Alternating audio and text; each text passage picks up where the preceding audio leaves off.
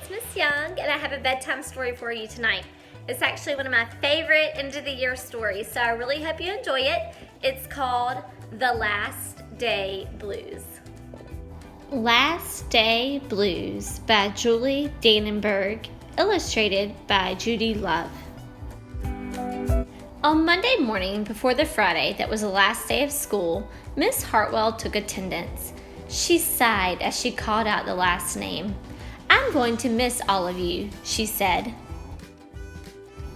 The kids nodded in agreement.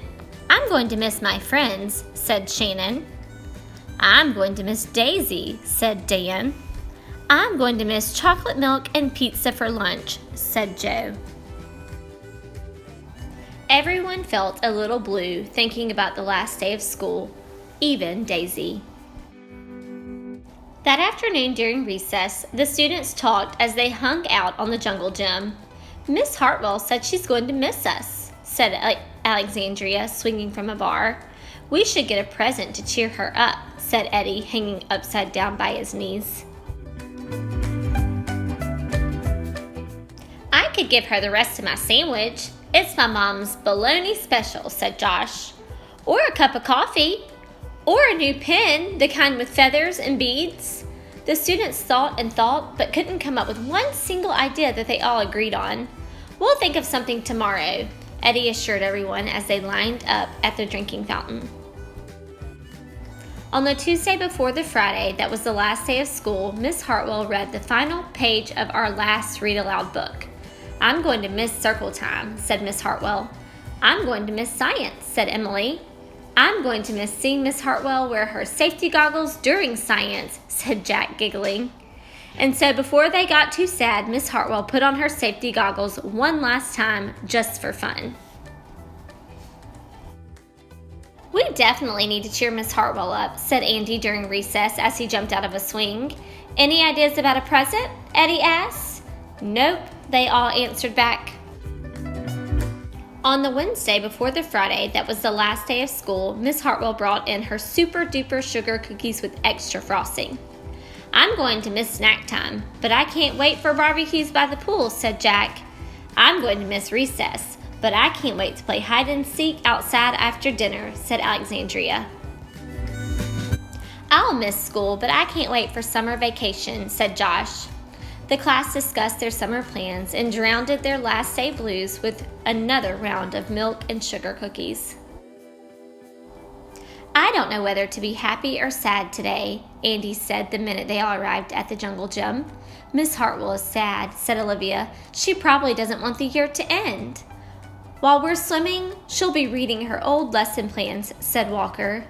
"And while we're playing, she'll be trying to remember the fun times we had this year," said Dan. And that's when an idea zipped, zapped, and zinged through Eddie's brain. "I know exactly what will cheer her up," Eddie said, jumping down from the jungle gym. The class agreed it was perfect. On the Thursday before the Friday that was the last day of school, Eddie raised his hand right after Miss Hartwell started language arts.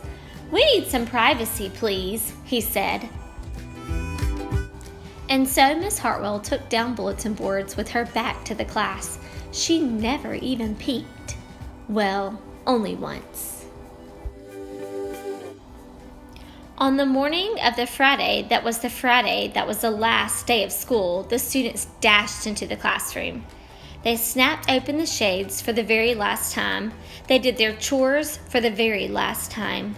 They fed Daisy for the very last time. And as soon as the bell rang, they couldn't wait for Miss Hartwell to see her present for the very first time. The last day of school makes us so blue. We'll miss recess and pizza and reading too. We'll miss Daisy and cookies and friendships true, snack time and science and learning new. We'll miss spelling bees for our test review and groundhogs that play peekaboo. The year's been great, a big wahoo! There are many things to miss, it's true. But mostly what we'll miss is you. Later on during recess, Eddie said, "I think Miss Hartwell liked her present." "I just hope it helps," Margaret said. Poor Mrs. Hartwell, they all said sadly as they pictured her final goodbye. Teachers must hate the last day of school. And then it was time. The bell rang. "Goodbye," the students called as they rushed out the door. "Goodbye, Miss Hartwell," called after them. And then she turned to her empty classroom. "It's just you and me, Daisy," she said.